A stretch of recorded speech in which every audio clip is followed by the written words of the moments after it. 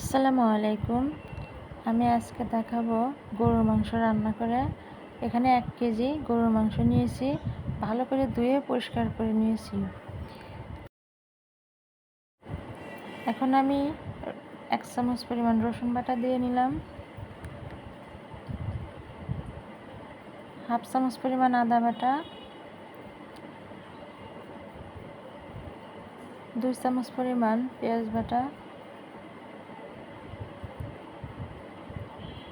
5টা এলাচ দিয়ে দিলাম, 3টা দারচিনি,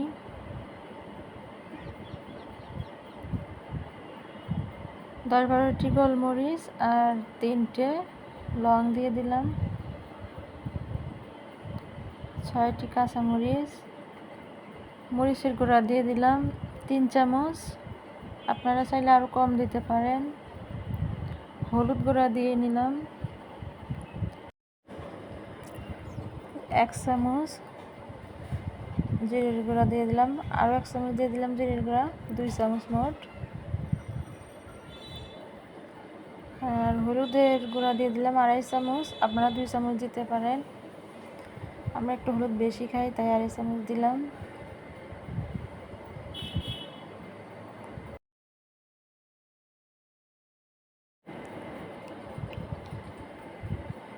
এখন দিয়ে দেব 1 চামচ ধনিয়া গুঁড়া,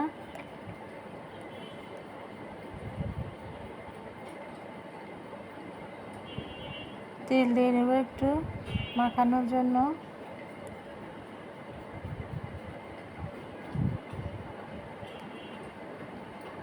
এরপর লবণ দিয়ে দিচ্ছি,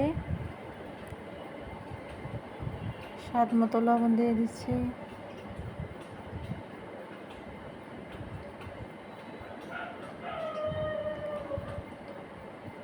ভালো করে মিশিয়ে নেব মশলাগুলির সাথে।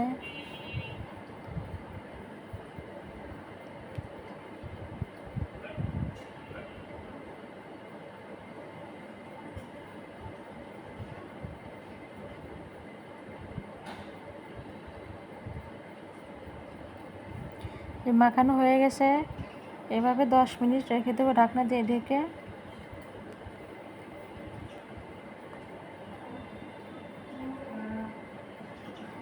এখন রান্নার জন্য চলে আসলাম।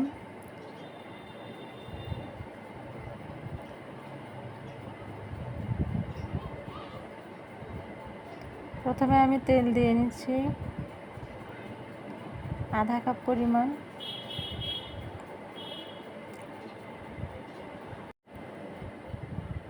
প্রথমে একটি তেজপাতা ছেড়ে দিলাম, 1 কাপ পেঁয়াজ কুচি দিয়ে নিলাম,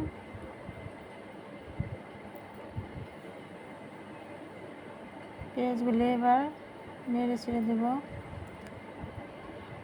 পেঁয়াজগুলি লাল হওয়া পর্যন্ত অপেক্ষা করব। হালকা একটু লাল হয়ে আসলেই মাংসগুলি দিয়ে নেব।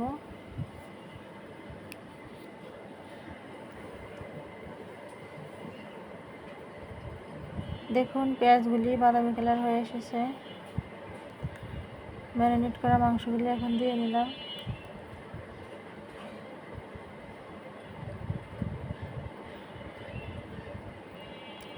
এভাবে নেড়ে চেড়ে নেব কিছুক্ষণ।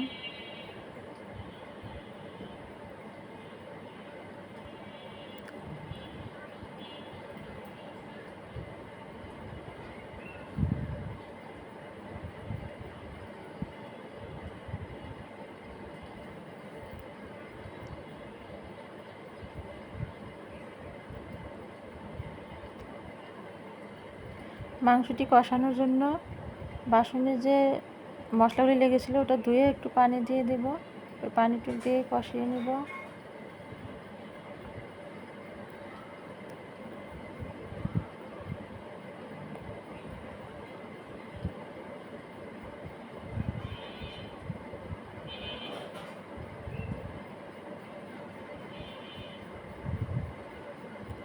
এখন ঢাকনা দিয়ে ঢেকে দেব, আর 5 মিনিট পর পর নেড়ে দিতে হবে,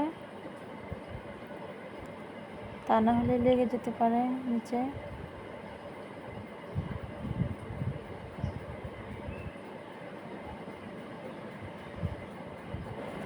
মাংসটি কষানো হয়ে গেছে, এখন মাংসের মধ্যে পানি দিয়ে দিব।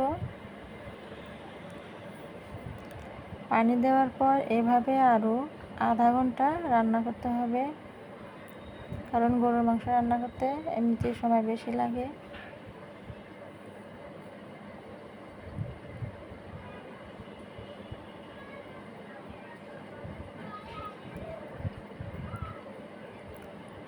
এই ঢাকনা দিয়ে ঢেকে দিলাম।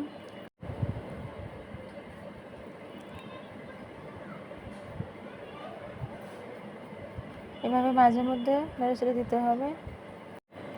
এখন মাংসটা হয়ে গেছে, দেখতেই পাচ্ছেন ঝোল শুকিয়ে এসেছে, মাংস হয়ে গেছে।